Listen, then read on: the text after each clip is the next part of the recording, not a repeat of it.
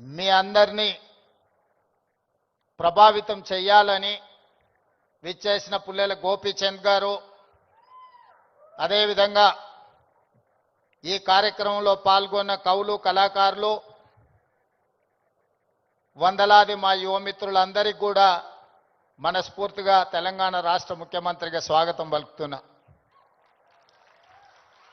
మిత్రులారా, ఈ ప్రాంతానికి, ఈ ప్రజలకు ఒక గొప్ప చరిత్ర ఉన్నది. ఆనాటి కొమరం భీముడు, రామ్జీ గోండు నుంచి మొదలు పెడితే మలితరం తెలంగాణ ఉద్యమంలో నిజాంలకు, రజాకర్లకు వ్యతిరేకంగా పోరాటం చేసిన చాకలి ఐలమ్మ, దొడ్డి కొమరయ్య, అదేవిధంగా సర్దార్ సర్వాయి పాపన్న గౌడ్ లాంటి పోరాట యోధులు ఈ తెలంగాణ ప్రాంతానికి ఒక స్ఫూర్తి. ఇంతకుముందు అక్కడ ఒక యువమిత్రుడు గుర్తు చేస్తున్నారు. మన్యం వీరుడు అల్లూరి సీతారామరాజు నుంచి మొదలు పెడితే నల్లమల వీరుడు కొమరం భీముడు వరకు ఈ ప్రాంతం ఒకనాడు జల్ జమీన్ జంగల్ కోసం పోరాటం చేస్తే మలితరంలో భూమి కోసం, భుక్తి కోసం, విముక్తి కోసం జరిగిన పోరాటాలు ఈ ప్రాంతంలో ఎక్కడ చూసినా మీకు కనిపిస్తాయి. ఇవాళ మీరు ఎక్కడికి వెళ్ళినా, అది ఆదిలాబాద్ కావచ్చు, వరంగల్ కావచ్చు, నల్లగొండ కావచ్చు, లేదా నల్లమల అడవి కావచ్చు, మన ప్రాంతం, మన ప్రజలు ఒక పోరాటానికి స్ఫూర్తినిచ్చిన వాళ్ళు.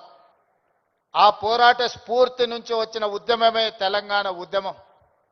ఈ తెలంగాణ ఉద్యమం ఆనాడు విద్యార్థుల నుంచి మొదలై తెలంగాణ రాష్ట్రాన్ని సాధించే వరకు విశ్రమించలేదు.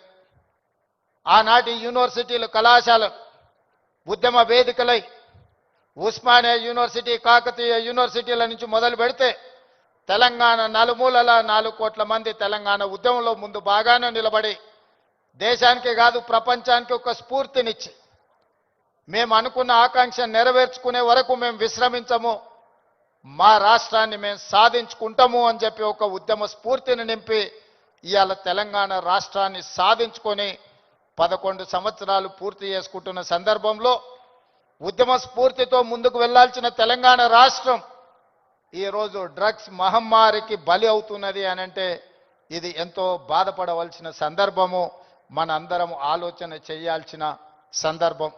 మిత్రులారా, ఒకనాడు తెలంగాణ గడ్డ ఉద్యమాలకు వేదికైతే ఈనాడు ఇదే తెలంగాణ ప్రాంతం గంజాయికో, డ్రగ్స్కో వేదికగా మారితే ఇది మనకు అవమానమా, ఇది మనకు ఆత్మగౌరవమా? ఒకసారి ఆలోచన చేయండి. అందుకే డిసెంబర్ 7, 2023 నాడు తెలంగాణ రాష్ట్ర 2వ ముఖ్యమంత్రిగా ప్రమాణ స్వీకారం చేసిన మరుక్షణం స్పష్టంగా చెప్పిన, తెలంగాణ గడ్డ మీద గంజాయి కాదు కదా, గడ్డి పరకైనా మాదక ద్రవ్యాల వైపు ఆలోచన చేస్తే వాళ్ళ వెన్ను విరుస్తాము అని చెప్పి తెలంగాణ రాష్ట్ర ప్రభుత్వం స్పష్టంగా చెప్పింది. ఇవాళ మిత్రులారా, ఈ వేదిక మీద ఉన్న మేమెవరం పెద్ద పెద్ద బ్యాక్గ్రౌండ్ల నుంచి వచ్చిన వాళ్ళం కాదు. చరణ్కు బ్యాక్గ్రౌండ్ ఉంది, కానీ చరణ్ని ప్రభావితం చేసిన చిరంజీవి గారు ఏ బ్యాక్గ్రౌండ్ లేకుండా కష్టపడి కింది నుంచి ఈరోజు దేశమే గర్వించదగ్గ ఒక మహానటుడుగా, ఈరోజు ఒక మంచి మనిషిగా గుర్తింపు పొందిండు అని అంటే దాదాపుగా 50 సంవత్సరాల నిరంతర శ్రమ, కఠోరమైన దీక్షతోని వాళ్ళు రాణించగలిగినారు.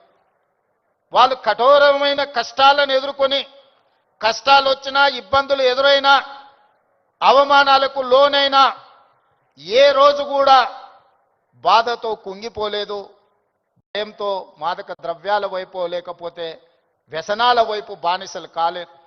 నిటారుగా నిలబడి వాటిని ఎదుర్కొని ఈరోజు ప్రపంచానికే ఆదర్శంగా నిలబడే విధంగా ఈరోజు వాళ్ళు రాణించారు. మరి ఈనాడు మనమందరం ఆలోచన చేయాలి. ఉద్యమ స్ఫూర్తి అయిన తెలంగాణ రాష్ట్రం, ఉద్యమాలతోనే సాధించుకున్న తెలంగాణ రాష్ట్రంలో ఈరోజు పాఠశాలల నుంచి కళాశాలల వరకు, కళాశాలల నుంచి యూనివర్సిటీల వరకు విద్యార్థులు గంజాయి ప్రభావితానికో లేకపోతే డ్రగ్స్ మహమ్మారికి బలైపోతున్నారు అని అంటే మనందరం చూసుకుంటూ కూర్చుందామా? ఒకసారి ఆలోచన చేయండి. అందుకే మిత్రులారా, ఈరోజు ప్రపంచ దేశాలలో అత్యధిక జనాభా ఉన్న దేశం భారతదేశం. కానీ ఈరోజు